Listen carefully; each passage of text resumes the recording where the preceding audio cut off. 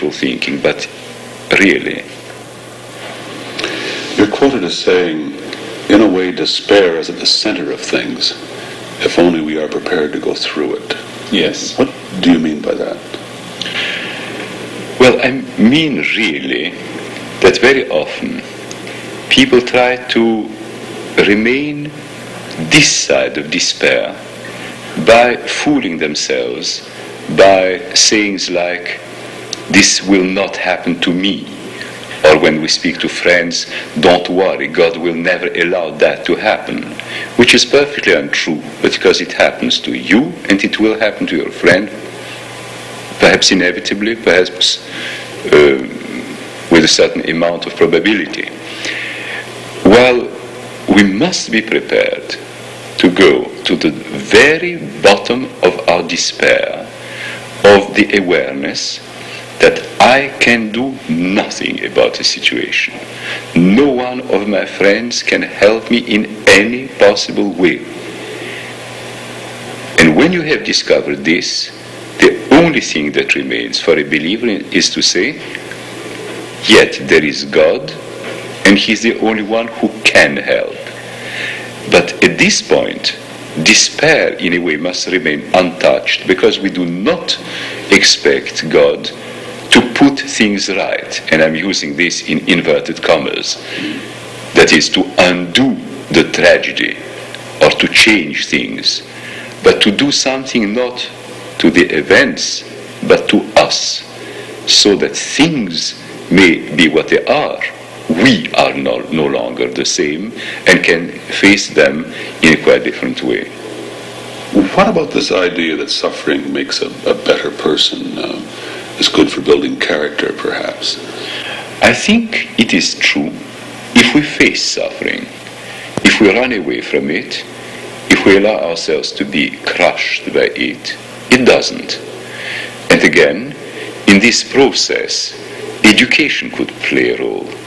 We should never prevent a person from enduring what he can endure by taking away from him a chance to face up with courage in a manly way up to things which are hard, which we do all the time. But again, as in the same terms practically as I spoke of love, it is not the suffering itself, it's the way we face it. Pain as pain cannot build character. A daring, a courageous way of facing pain does.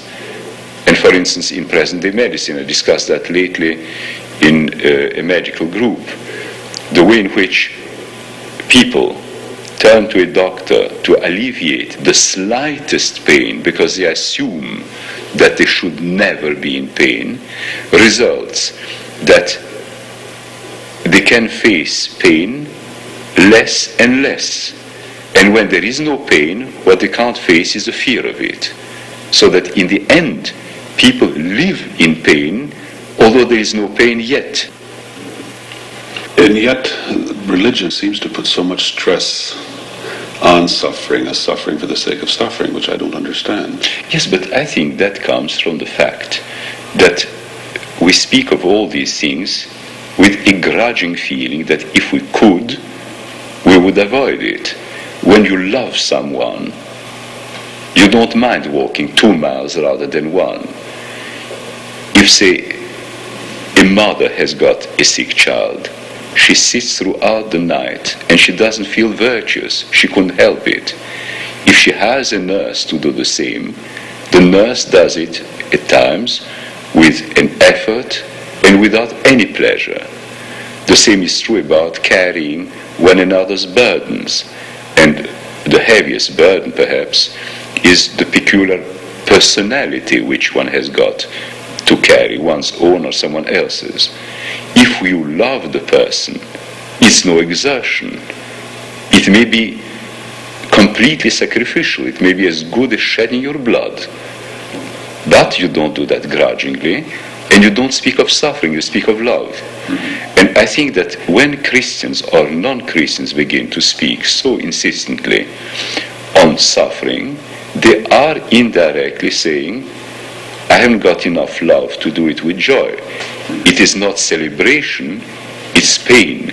Well, the very possibility one may have to give one's life, one's energies, one's concern for another is celebration in itself, even when it involves physical or pain or moral anguish. The greatest example of suffering for Christians is Jesus on the cross. What is it about Jesus that has sustained our interest for so long, more than other messiahs? Well, I think two things.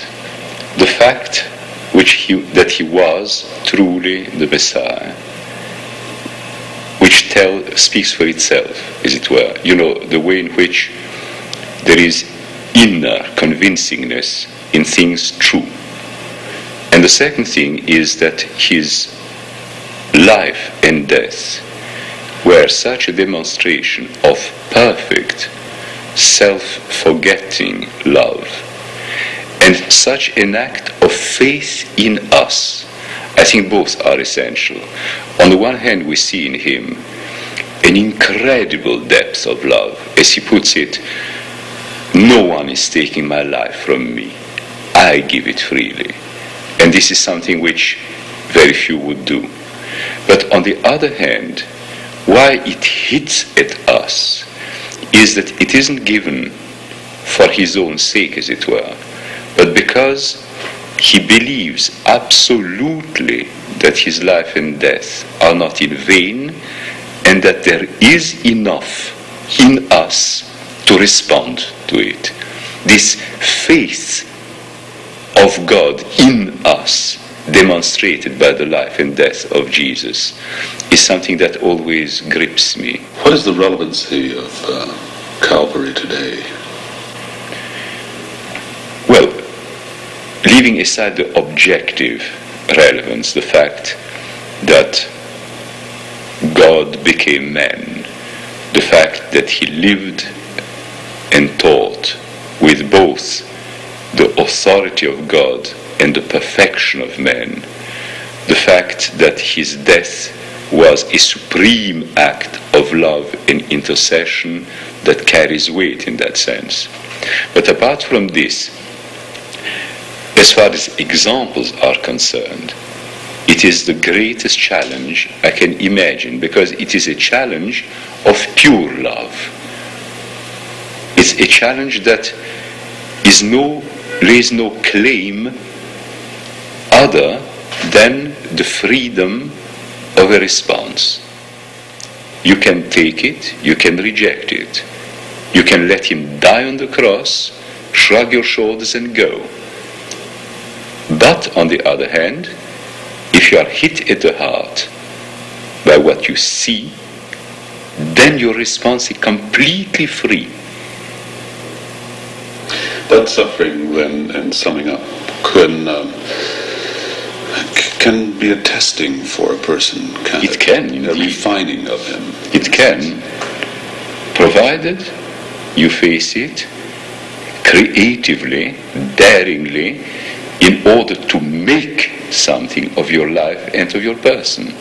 If you face it passively, if you simply endure slavishly, it will simply make you a slave, more subservient and more afraid. And that is not the aim of it.